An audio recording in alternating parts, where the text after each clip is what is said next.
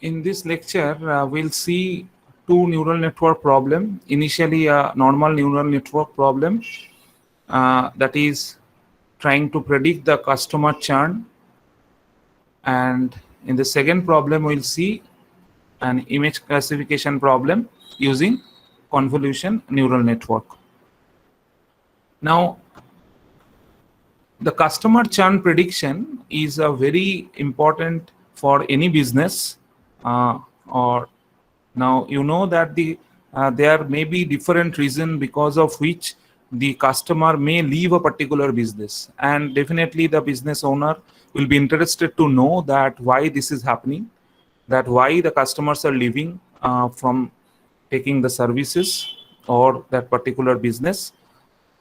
So what might be the reasons? There may be different features because of which ultimately what we want to predict is the whether the customer is going to leave or not. So we have a customer churn data, and based on that data set, we are trying to build a neural network model and will predict. Now you see, so initially what you do, you first in a text cell just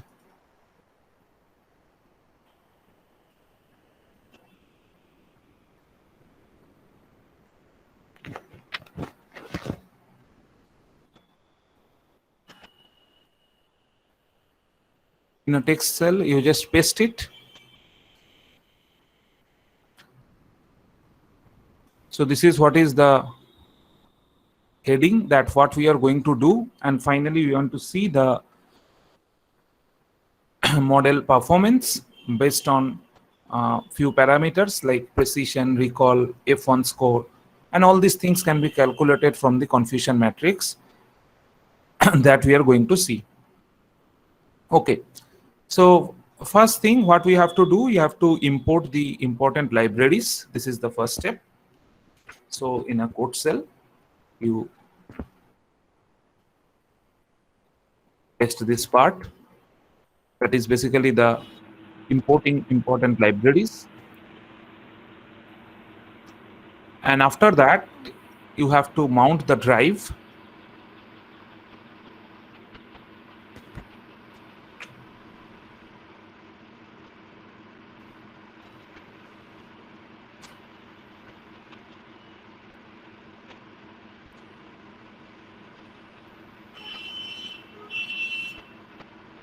And then you have to execute both these code cells.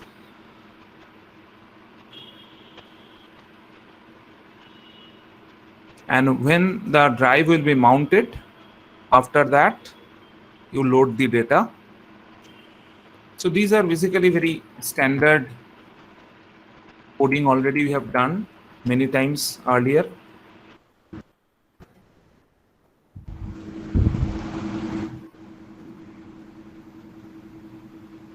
And if you execute, you see that whether this table is coming or not. So if up to this much you are done, then we'll go to the next part.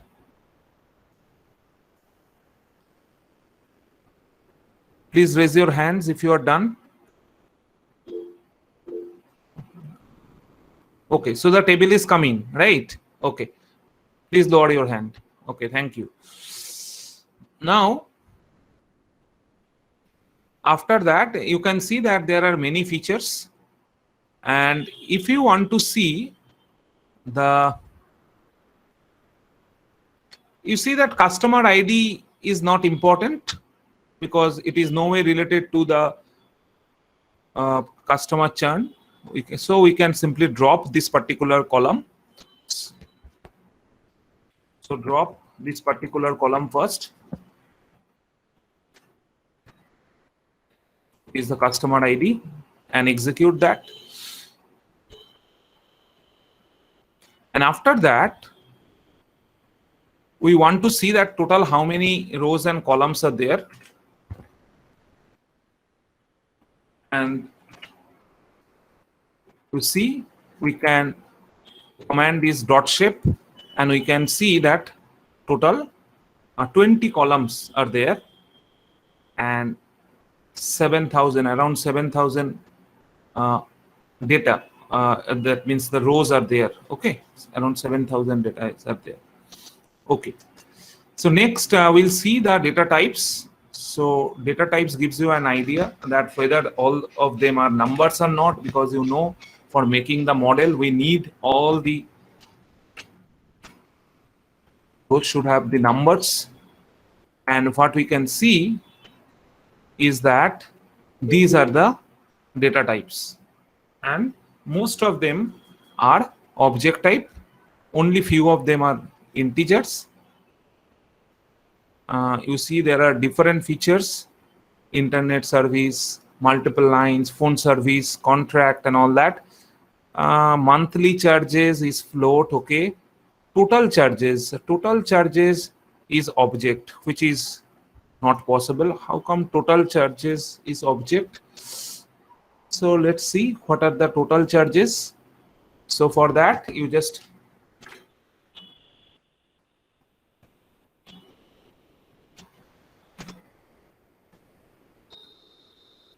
see that what are the values there within total charges. You see that these are actually numbers, but it is written in the form of a string.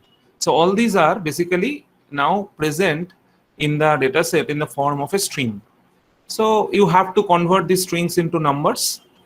Okay, so what we are going to do, we have to convert strings into numbers, and also we have to find that whether there are certain strings that cannot be converted into numbers. Maybe by mistake some of the strings are there which cannot be converted into numbers, like there is nothing within the string.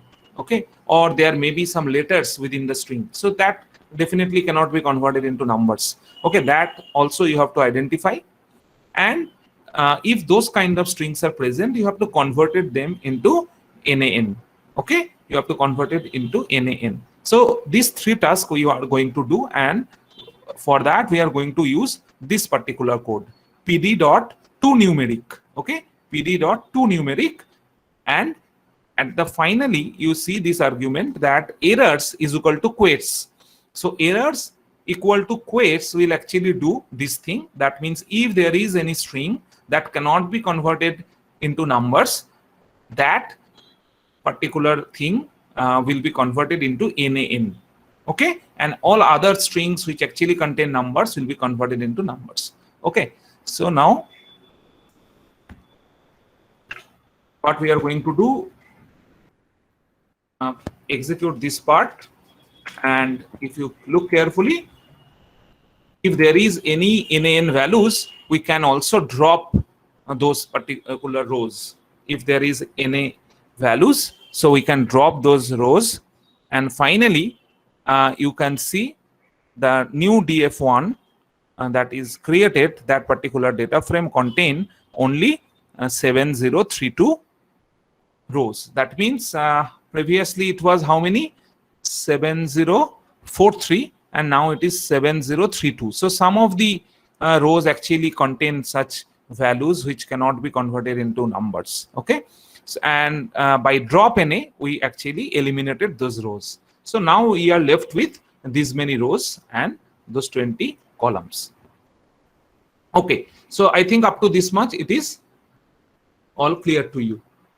Now next what we are going to do, we want to see that what are the unique values present in other features. You see that all other features, they are object. Okay, there are many features which are containing objects. So what are the unique values of those objects that is present?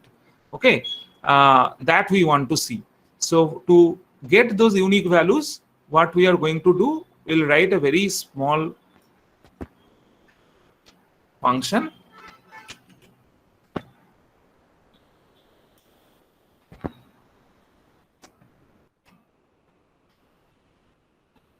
We'll write this function and execute it. Then this particular function will be created, print underscore unique call values, and within that we will put our data frame, which is df1, the latest one that we have created. df1. Okay, if we give that, you see what it is doing basically. It is identify all the unique values present in each of the feature column. Like you see, and that will be written in a very beautiful manner so that we can easily understand what are the unique values present under each column. Okay, and that is what is done. Basically, this formatting has been done within that particular function, that how it will be displayed. That's all, nothing else. Okay, so what you have to do, that if you just simply execute this particular, if you call this function and pass the data frame df1, which last we have created, then if you execute, you will find this thing, that in the gender column, unique values are male and female. In partner, yes or no. Dependents, no, yes, like that. Okay, so many of the columns you can see it is basically no, yes, no kind of a thing. And some of the cases, like you see carefully, online security, it is no, yes, and no internet service. You see that no internet service, we can replace it by only no. Okay, online backup, exactly in a similar way, yes, no. And another unique value is also there, that no internet service, we can replace this also by no. So where this kind of thing like no internet service there, or other thing like no phone services, we can replace these quantities by only no. Okay, so then this will be binary yes no kind of a thing. Okay, so to do that, what we are doing basically, we just want to replace those things by, like you see that in the df1 data frame, we just replace which string, that no internet service, will replace this string by no. And we write that in place equal to true. In place equal to true means now the new data frame, now the df1 will change, and you do not get the earlier data frame. Now the data frame df1 itself will change this no internet service by no. Okay, so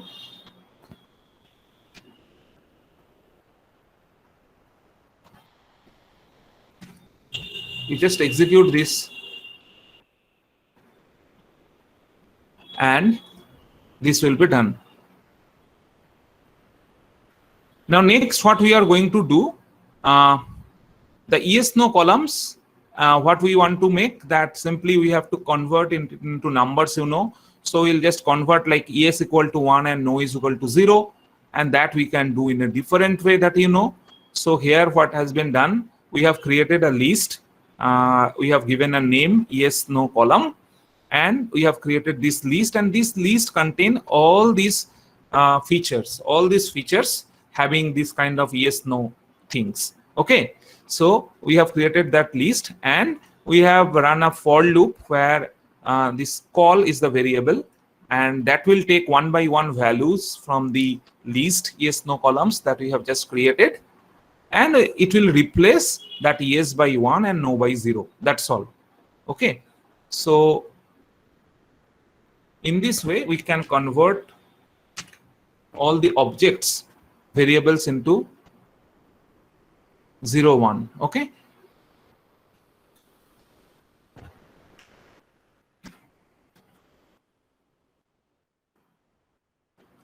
and execute. Do not forget to execute the cells, that is important. So after pasting, do not forget to execute. Okay, so once this is done, then what is our job? Our job is to again see that what is the current situation. That means if we want to see the unique values of the columns now, then what we are going to see here, you see again the same thing. We want to see the unique values at this moment for each of the column, and you see now all this yes no is now converted into 0 1. Okay, and you know that in some of the columns there are basically numbers, so those are there. You can see monthly charges, total charges, these are the float values, tenure, like that is integers, but others are yes, no, yes, no, that we have converted into 0, 1. Okay. Now, what else? Gender. In gender, it is male, female. In internet service, you see that DSL, fiber optic, and no. These three values are there. And in contract, you see month to month, 1 year, 2 year, that is there. And payment method, you see the different way of making payment. Okay. So these are the things that you have to do. First, you just convert the gender. You replace gender male and female, female by 1 and male by 0. Now, in this way, you just convert 0, 1 in the gender column. And after that, for the other cases, you know what to do. You can do the one-hot encoding by using the dummy columns for the internet service, contract, and the payment method. Okay. So for these three columns, you just use the one-hot encoding. So in this way, you can convert all the columns into numbers.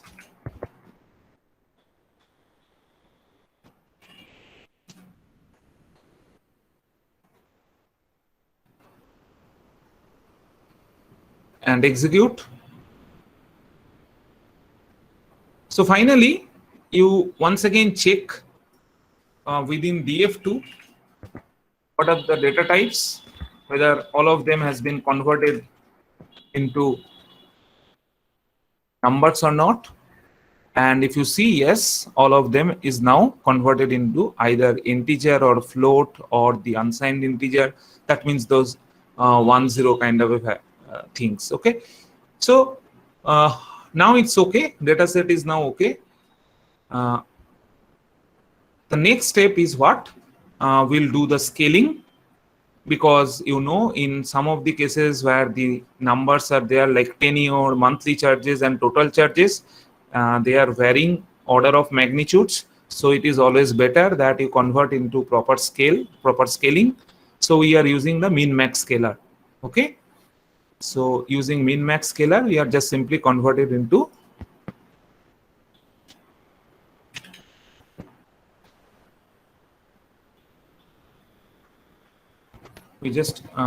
converted into 0 to 1. Okay, using min max scalar.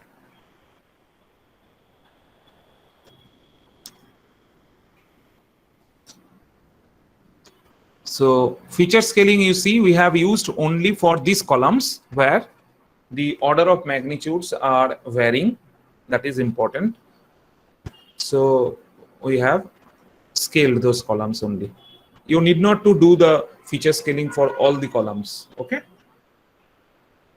Next step, you have to define X and Y, and then you have to split using the test split. That is again very standard.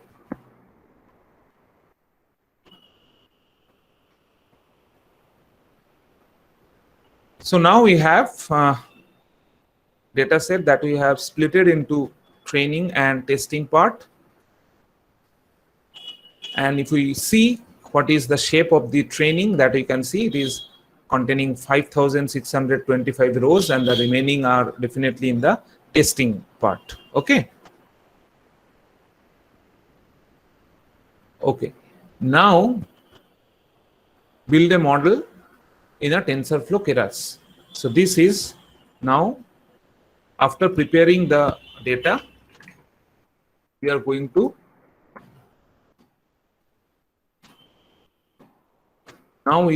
in a text text cell, you must paste this part. This is the heading. Okay, just what I have pasted in the chat box, that you paste in the text cell. So for that, what you have to do to create this neural network model, we have to import TensorFlow. Okay, so TensorFlow is basically it is created by the Google to work on the neural network. And Keras is kind of a package. It's a you can say that it is a very compact thing. Your code should be very small, and that is why maybe for 3-4 years back this kind of thing was not so popular. So even in TensorFlow you have to write many lines of codes to create a neural network model, but right now with the help of Keras it is much more easier. Okay, so what we have to do, you have to import TensorFlow as a TF, and from TensorFlow import Keras. Okay, so these are the important library that you have to import first, and then you see wait,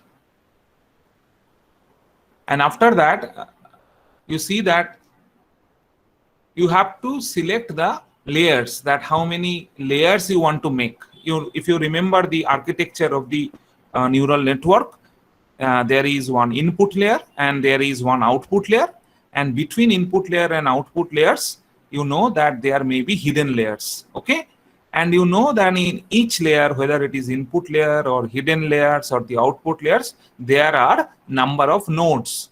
Okay, so you have to specify the whole architecture here. So for that, what we are doing, you see, we are writing this part. This is very important, how we are defining our model. We have given a name model for our model. We have given the name model. So model equal to keras.sequential. Okay, so from Keras basically we are using this sequential, keras.sequential. So sequentially now within this list you write all these layers one by one.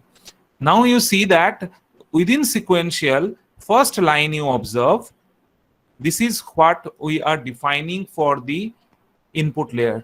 Okay, then in the second line we are defining for the second layer, and finally we are writing something for the output layer. Okay, so what we are writing, let us see one by one. So first we are defining that keras.layers, and which is a dense layer. Dense layer means all the nodes of that layer is connected to the hidden layer, the next hidden layer. Okay, so that is called the dense layer. So we are first defining a dense layer, and that dense layer will contain what? That is total 26 inputs nodes are there. Total 26 input nodes are present in there. Okay, and you see that input shape is basically the 26 nodes which are there, and the activation function that is used, you know that activation function is basically that particular graph. Those are basically the things that we are defining as the ReLU.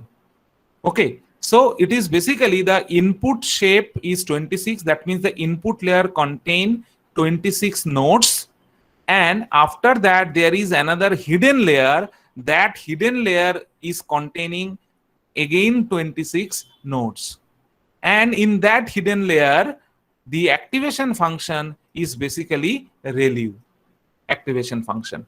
Okay, then here what we are defining for the next layer, you see, from that hidden layer, you see it will go to the next hidden layer, and that hidden layer containing 15 nodes. Okay, and the activation function is again ReLU activation function. Okay, after that it goes to the output layer, and that contains only one output, because we are considering a situation customer churn prediction, so its output is binary. Okay, so either yes or no, that means either 1 or 0. Okay, so that is why only one node is there, and activation function that we are using is sigmoid activation function. Remember one thing, that generally when it is a binary classification problem, then we use the sigmoid as the activation function in the output layer.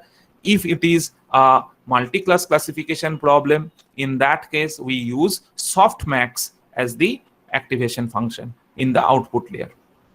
but most of the cases we use ReLU as the hidden layers as the activation function. So you just execute this.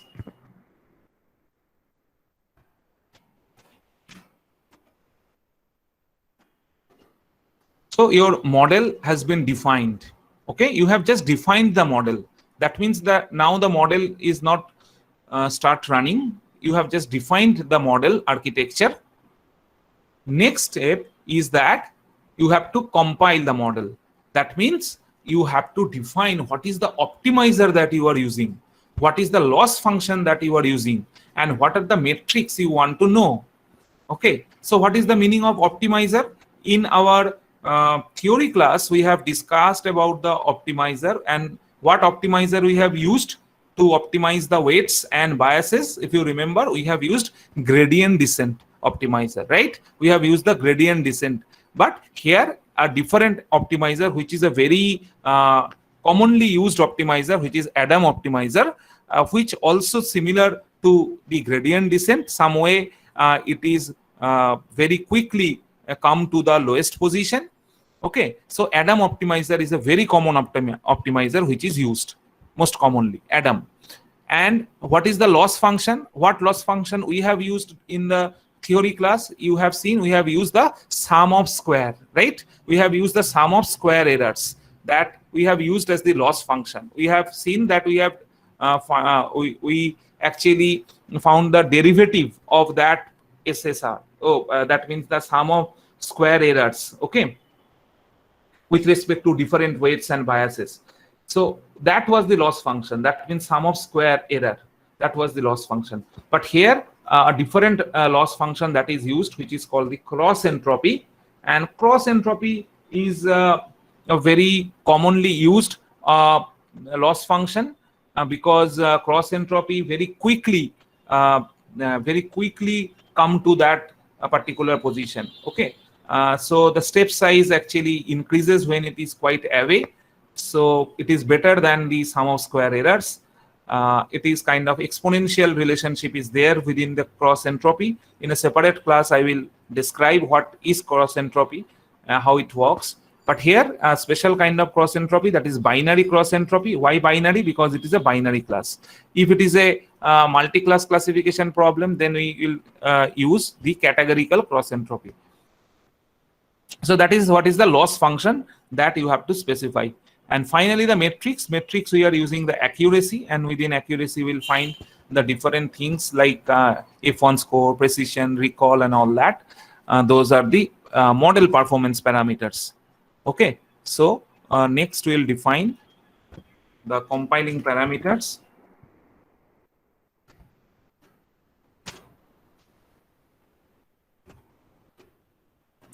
And execute this one.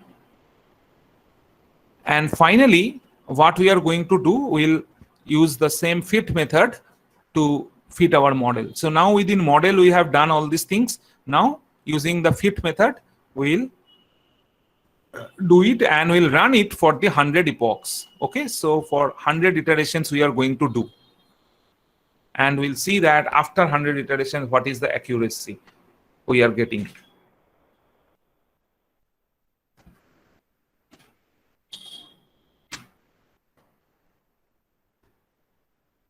So it might take time.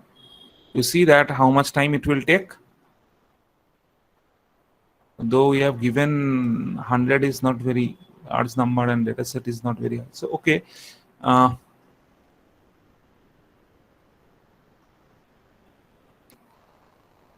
So if you are done up to this much, then please confirm me by raising your hand.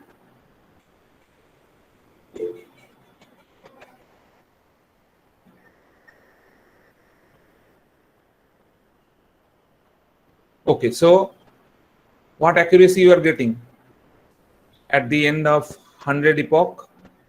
In my case, I can see the accuracy. It is the training accuracy. Remember, this is not the testing accuracy. The training accuracy is coming 0.8494.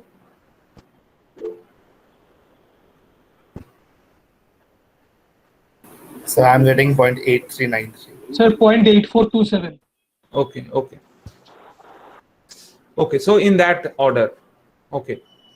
So, okay, and after that, what we are going to do, we'll write the predict, dot predict, you know.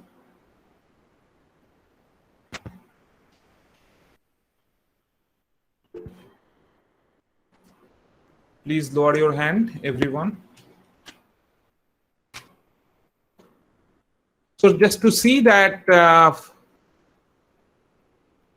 if you predict the x test values and all the x test values around, say, I think around 2000 data is there within X test, around 2000 data is there. So all this data will now go into the this data YP, within YP in this array.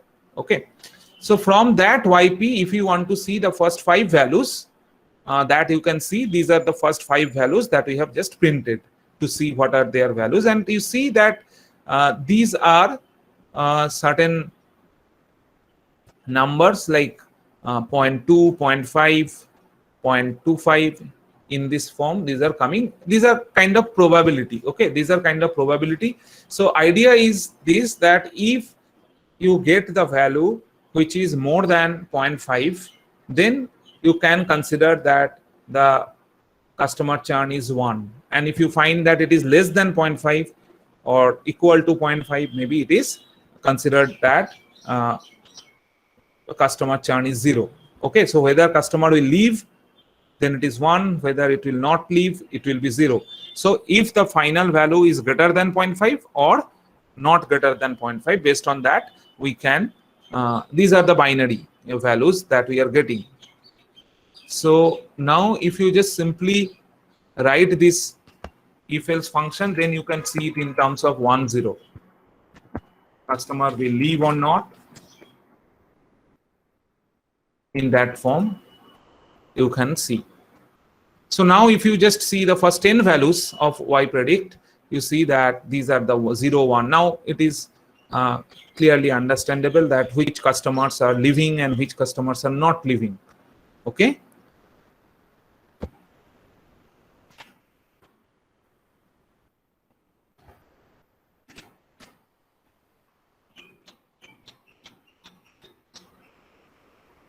Okay. So finally, the important part, that is the model performance. And if you want to see the model performance, then you just, from the metrics, we have used accuracy, you know. So from metrics,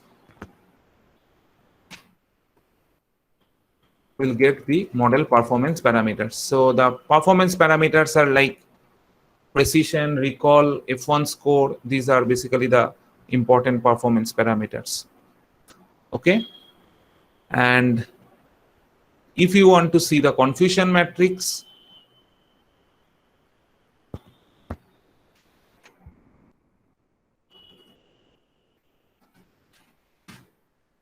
this is what is the confusion matrix.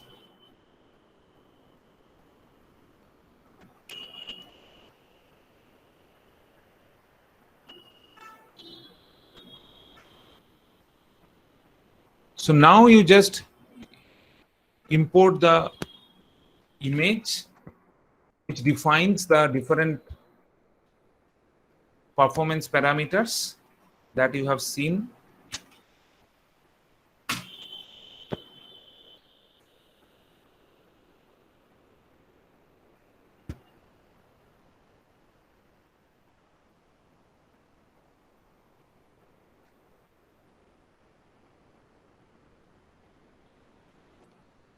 Now up to this much it is okay.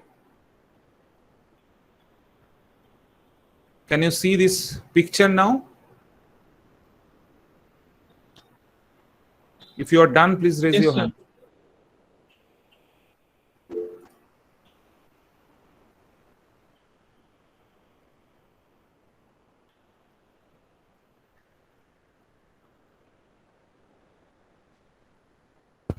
Okay, only 4. Please raise your hand if you are done.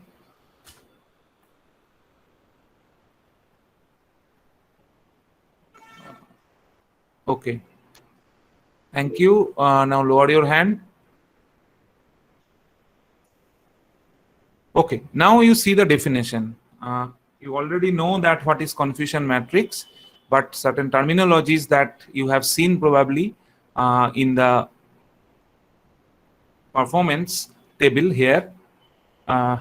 You see that precision, recall, F1 score. What are these things? Okay. So that definition is there basically in this picture. In a confusion matrix, you see that the true condition means actually what is the condition, actually whether customer is living or not. So that is what is the true condition. And prediction condition means what this model is predicting on the test data, whether customer is living or not. Okay, so positive in our case is customer churn is equal to 1, that is what is the positive, and negative is customer churn is 0, that means customer is not living, that is negative in our case. So now I hope this thing is clear, that condition positive and condition negative, which is the true condition, and prediction positive and prediction negative, this part is clear. Okay, with respect to customer churn, what we mean by positive and negative. Okay, now in a confusion matrix you get this thing, few numbers you got, that means the condition is positive and the prediction is also positive. Okay, so that is what is the true positive, that is called true positive, and condition is negative and the prediction is negative, that is called the true negative.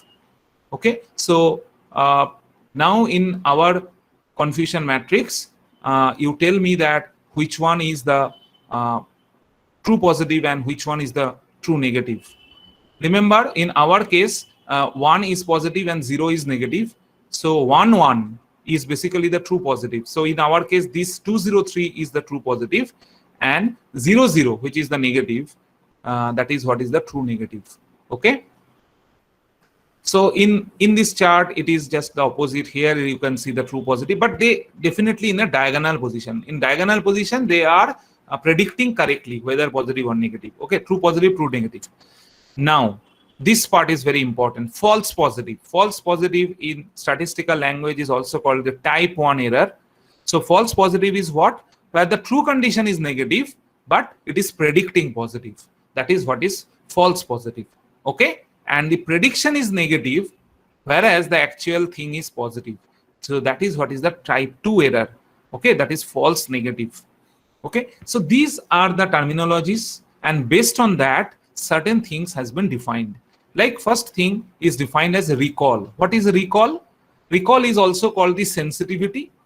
So recall is what? Recall is basically the true positive divided by the condition positive. What is the condition positive? That means summation of true positive and summation of false negative. Okay, so that is what is the condition positive. So this thing, condition positive, summation of these two horizontally, that is there in the denominator, and in the numerator it is the true positive. That is what is called the recall.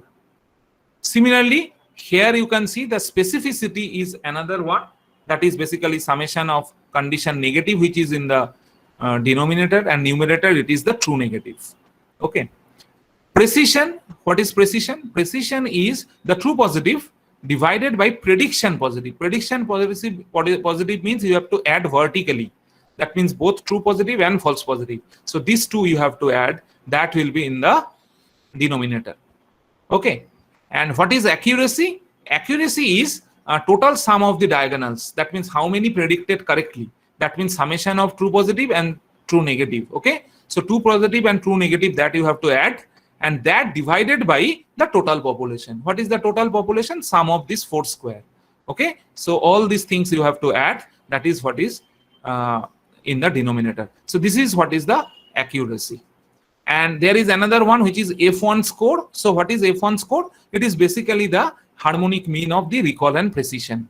Okay, so precision you have defined here, recall you have defined here, and it is basically, you see, the harmonic mean of the recall and precision.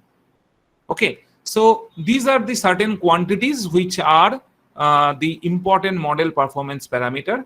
Based on that, depending upon the kind of model, depending upon the kind of situation, these parameters are compared between different models, that which model is better or not. Okay, not only the accuracy all the time, but these are the things which are also important in some situations individually.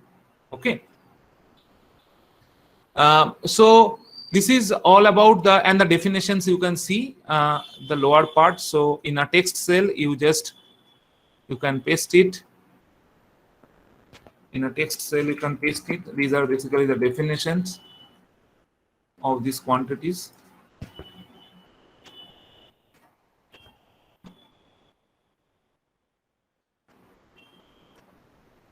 Okay, this is all about this artificial neural network model, and you have understood by the time that how to create the different layers and how those are defined, how the nodes are defined, the functions are defined. So this is what is the basic idea. You see, basically this few lines of code is what about the neural network.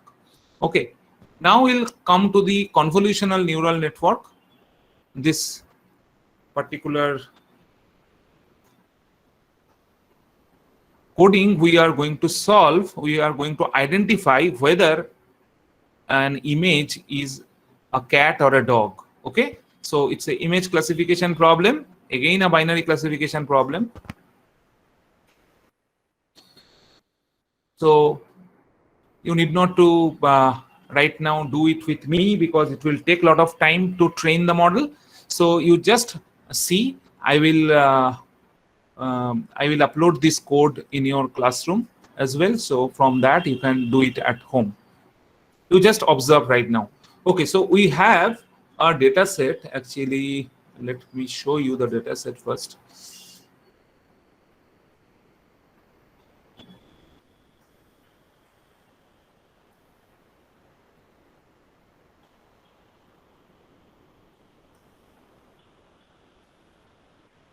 So this is the data set and that we are going to use. So within data set, you see that there is training set and testing set. These two data set is there, and within training set you can see there are two different categories, cats and dogs. There are two folders, and within cats folder you can see the cat images are there, and similarly in the dogs folder different images of dogs are there. Okay, so this is what is the training set. Exactly in a similar way, in the testing set also the cats and dogs folders are there, and within cats you will find some images of cats and dogs. Okay, and finally when we'll train our model, after that what we are going to do, we are going to check our model with some other picture with which we have not trained our model. Like we have one picture of cat and one picture of dog, and with which we are going to test our model whether it is predicting correctly or not, because we have not trained, remember, we have not trained with these pictures. Okay, so now let us see that what we are going to do first. So first thing is that you have to install tensorflow.gpu. So for that you have to write this command, that pip install tensorflow.gpu, and then it will automatically take all the libraries of TensorFlow, and as well as GPU will be allotted to you. I have already told that GPU is required because in case of image classification problem, since a lot of computation is required, so CPU is not sufficient. So this GPU, and to see that which GPU has been allotted to you, The command is NVIDIA -SMI. If you do the execute this one, then you can see here that Tesla T4. Tesla T4 is the GPU that has been allotted to you for this work. Okay. Maybe if you factory reset the runtime again, maybe a different GPU will be allotted to you. But most of the times I found that it is allotting the Tesla T4. Anyway, GPU মানে কি বলছেন বুঝলাম না, GPU মানে কম্পিউটারে বলছেন নাকি? GPU is graphics processing unit. It is high power calculations can be done. Either GPU or TPU can be used. Tensor processing unit. These are the things generally the gaming laptops, if you know that they are using this kind of GPUs. Okay. আচ্ছা sir, আমারটাতে তো GPU নেই, তো sir আমারটাতে run হবে? No, you can run it, but here what we are doing, we are not running it in a local machine, na. So this particular program we are not running in a local machine, we are running in a cloud. So in a Google Cloud is allotting a GPU to you, okay, and in that GPU we are running it, na. So it is somewhere at a remote place, some GPU has been allotted for your calculations, okay. It is not that it is not running at your local machine. Okay, if you run it in your local CPU, then it will take a lot of time. So we are doing it in cloud, na. Okay. Next thing is that you know that first of all you have to mount your drive, because your training and testing data set is there in the drive, and then you have to import the important packages. That is from keras.models you have to import sequential, keras.layers you have to import conv2d for the convolution layer. If you forget what are the CNN architecture, I can show you.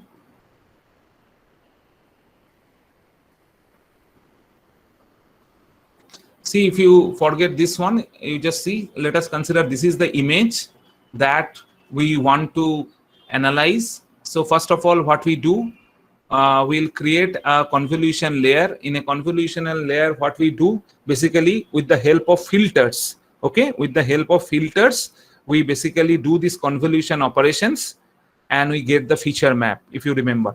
And here you can see that we can do it with many filters. It is not always a single filter. We can use maybe 50 filters, 30 filters to get the different kind of features out of it from the images. Okay, so it is not always a single filter. But maybe in a theory session I have just shown with a single filter, but maybe different filters are used in the convolution layer, and from that you will get the different feature maps. Okay, and after that what we do, we'll pass it through a ReLU operation. If you remember, the ReLU operation actually creates some non-linearity, because in a convolution layer somewhat it is linearized, and in a ReLU operation we actually want to reduce the linearization, and we impart this non-linearity by the ReLU operation. If you remember, all the negative quantities actually goes out, and those are replaced by 0. Only the positive quantities that is present in the feature map will be present after the ReLU operation. And after the ReLU, we are doing the pooling operation. If you remember, in the pooling operation again, we are using some small either max pooling, or it can be other kinds of pooling, but max pooling is very commonly used. Average pooling can also be done. And after that pooling operation, definitely what you are going to get a small amount of data. Initially the image data was very large, but after pooling operation you will get a very small amount of data. After pooling operation, what we do, we flatten this data, right? These numbers, we just flatten it out. So after flattening, you see that this is the data that we are getting after flattening, and that flattened data is actually created the input layer, because afterwards it's again a neural network and the hidden layers are there, and finally the output layers will be two nodes. One is corresponding to cat, another one is corresponding to dog. Okay, so this is what is the total convolutional neural network architecture that we are going to do. But remember, at the same time, it is not that a single convolution layer that we are going to create. It is possible we can do the many convolution layer, many pooling layers, and after that we are doing all these things. Okay, so different kinds of architectures are maybe used, and you can define accordingly. So we are now going to implement this thing in the Python code. So that's why what you required, basically, you see that from keras.layers you have to import conv2d. Here you see that max pooling operation we want to do, so max pooling 2d, and flatten operation we have to do, that is why flatten. Okay, and the dense operation, definitely dense means you know already all the nodes will be connected with the next layer of nodes. Okay, so these are the things that we are going to do one by one. So you see that initially what we are going to do, we'll define our model as sequential, and now within sequential what we are going to do, initially we'll add the convolutional layer. So for the convolutional layer, you see that conv2d, this is what is the command, and after that what we are going to do, that how many filters you are going to use. Okay, so here you can see we have used 32 filters, so that is why this 32 is there. Okay, then what we are going to do, we have to specify that what is the dimension of the filter. So filter is 3x3 filter. Okay, if you remember the theory class, that what is the meaning of 3x3 filters. Okay, so 3x3 filters we are going to use, and how many such filters we are using? 32 filters. Okay, and then you have to give the input shape of the image. See, remember, the initial shape of the image may be different. Maybe you are taking the images from the internet, or you are clicking the pictures, and so the image size may vary. One image size may be different from the other image size.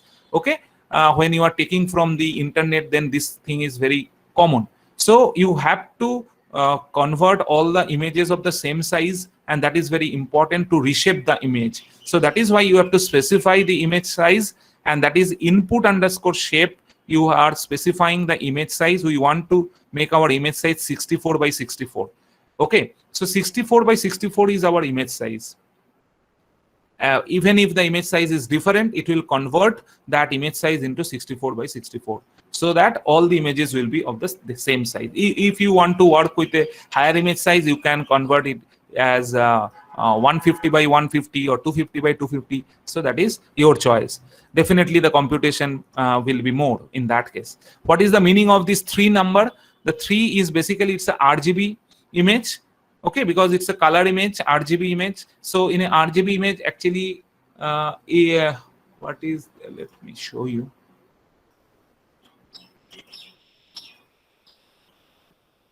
You see, basically, if we consider a very small portion of this image of the cat, and you see that image consisting of the numbers. If you remember that I have described that in an image is consisting of the numbers.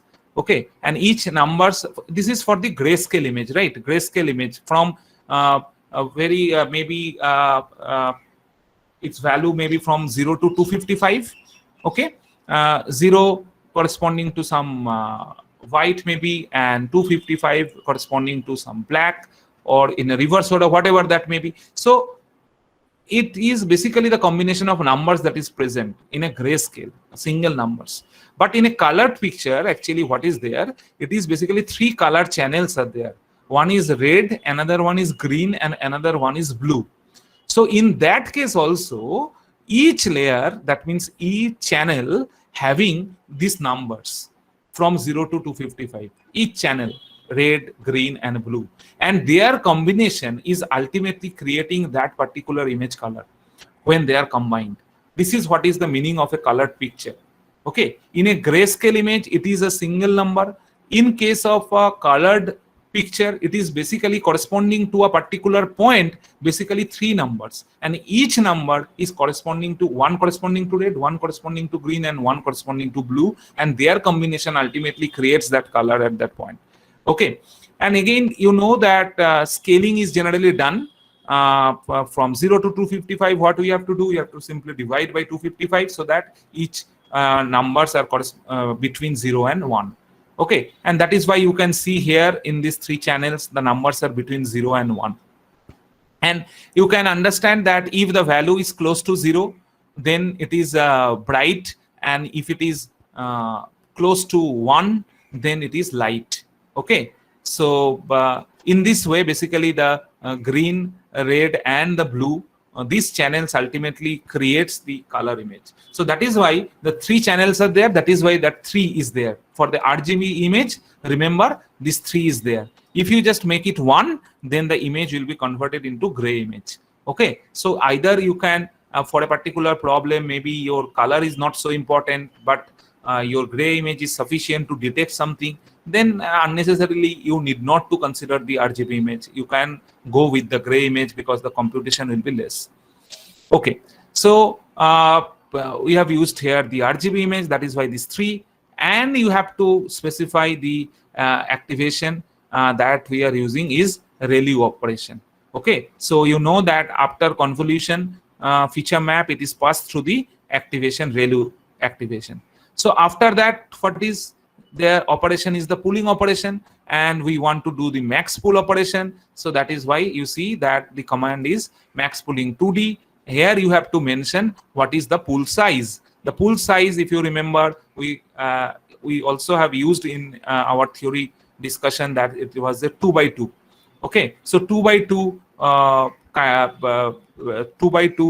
filter we have patched with the image after ReLU operation, and we do the max pooling operation. Then what we are doing is, you see that we are doing the second convolutional layer. Okay, we can again do the convolution operation because your image size is very large, 64 by 64. We want to do some more convolutional layers, and there what we are doing, you see, we are using the second convolutional layer where we are using the 16 number of filters we are using, and again we are using 3 by 3 filters, and the activation is ReLU, and we are doing again the max pool operation 2 by 2. After that, what we are doing the flattening operation, and the command is flatten. And after that, what we are doing the fully connection layer. That means our neural network part. Now this, after flattening, it is the input layer is now ready. So in the dense layer, what we are going to do, the dense and units, what we are doing is 128, and the activation functions we are considering ReLU. That means in the first hidden layer, there are 128 nodes are there, and the activation functions is ReLU. And in the second, that is basically the output, and the output layer, here it is the only one, and the activation is the sigmoid. Okay, so it is a binary classification problem, like whether it is a cat or a dog. That is why only one node is used at the output. Okay, so this is what is basically the thing that we are doing. And after that, we have to define the compile. So the exactly similar what we have done earlier, define the optimizer as Adam, loss as binary cross entropy, and matrix as accuracy. After that, what we have to do, after defining the model and everything, when model is prepared, the architecture is complete, the compile, how it will compile, that has been defined, then we have to do this operation. What operation? You have to do certain operation like scaling or the image augmentation, data augmentation. So that operation is required. So here you can see what we are doing. From the Keras pre-processing image, we have import this image data generator, and this image data generator, we are defining what we are doing. See, the first one we are doing is the rescaling. Rescaling is required, you know, that all the data points values can vary from 0 to 255. So each value you have to divide by 255. That is why you see 1 dot division 255. That is what is the rescale that we have done. Then the shear range and the zoom range that we have defined, point 2.2. These are certain data augmentation technique that we have used. Horizontal flip. These are the meaning of these things is that suppose you have less number of pictures, and from that you want to create more and more images, but of a different kinds. Like you want to shift that particular picture from its position. One pixel you want to shift in the right or in the left. The horizontal shift you can do, or a vertical shift you can do, or you can flip the image. Okay, but if you flip the image of a cat or a dog, still it will be cat or dog, so that it can identify that. Okay, if you zoom the image, or if you zoom in or zoom out the image, still it will be cat or a dog, so that computer can understand all these kind of things. This is what is called the data augmentation. That means you have maybe 5 pictures only for your training, but for out of those 5 pictures you can't create maybe 500 pictures of doing this kind of operation: zoom in, zoom out, share range, horizontal shift, vertical shift, flipping vertically, horizontally, and all that. Okay, these are called the data augmentation. So that thing actually being defined here for the training data. Remember, only for the training data we do this data augmentation techniques, but that you need not to specify for the test data. Okay, for the test data, only the rescaling is required, but you need not to define all these things. Okay, data augmentation is required only for the training data. After doing this, finally, you have to import the actual image. Till now, we have not imported our image. So we'll import our image, and we'll given the name training set. And in the training set, you see that train data gen. Train data gen is basically this one that we have just defined. And flow from directory. Flow from directory will actually go to that particular directory. You see that here we have given the path where is our training set is. You see the whole path that I have given, where is our training set in the drive. The whole path is given. And now you see what is our target size. Now we are defining our target size. The target size should be 64 by 64. Actual training data set may not have that particular set, that size, but in target size, we are actually converting it into, reshaping it into 64 by 64. Here we are mentioning the batch size 32 and class mode as binary. In our case, it is a binary classification problem. So class mode, we are writing binary. In case of a batch size, basically, it is not that all the pictures will be trained at the same time. It is trained actually with some batch. So you can specify the batch size with which it is trained. Now, for the loading the training set, and after that you have to load the test set exactly in a similar way. You see that we have also loaded the test set, and you see that 8,000 images in the 2 classes and 2,000 test images. So total 10,000 images is there. Out of them, 8,000 is training and 2,000 is for testing. And finally, this is the fit method, fit generator, fit underscore generator. This is the technique by which we will train our model. And what are the hyperparameters you have to specify? You see the training set. This training set is basically that particular file where all the images are there. Then steps per epoch, that is important. You have to specify the epoch size, that is 200 here. And it is the steps per epoch. So that means in each epoch, how many iteration it will. And there are total 20 epochs we have just written because our computation power is not so high. That's why I have given it very small, but actually it should be in the order of 4,000, 5,000.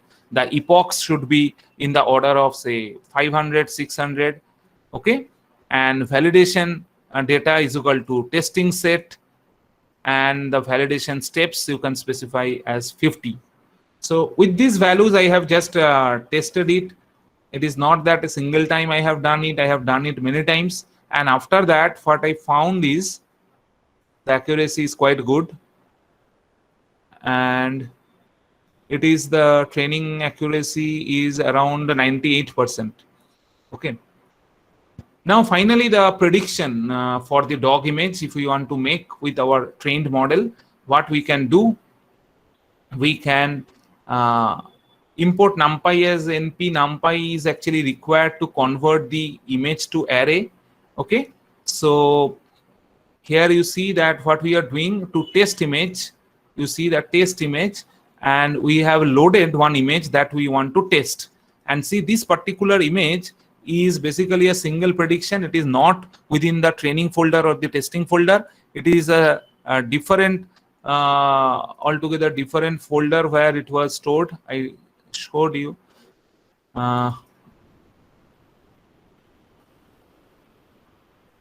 You see this within data set. This is the single prediction. The single prediction, only one image. And the first image is the, you see that cat or dog 1, that is basically dog, and cat or dog 2, that is basically cat. Okay, the second image was cat, first image was dog. So first what we have done, I have tested with the second image. So I have just loaded the second image, and what I have done, and I reshaped the image to 64 by 64. You can take any image from internet, but you have to write this one so that it's reshaped to 64 by 64. And after that, you just convert that image to array, and then expand dimension test image. And we have written a very small code of result that if you find that predict test image. So if you find that result is equal to 1, then the prediction is dog, and else the prediction is cat. Okay, so after that print prediction, if we do this, then you will find that if the image is cat or dog, depending upon that, it is going to predict. And the image 2, in our case, it is predicting correctly, but there is a chance that it can also predict wrongly, depending on the accuracy in your model. If your model accuracy is very high, then definitely there is a chance that most of the time you are going to give the correct result, get the correct result. Okay. So this is an example, a very simple example where from scratch, how can you create a CNN model? But most of the cases in practice, people are using already trained architecture.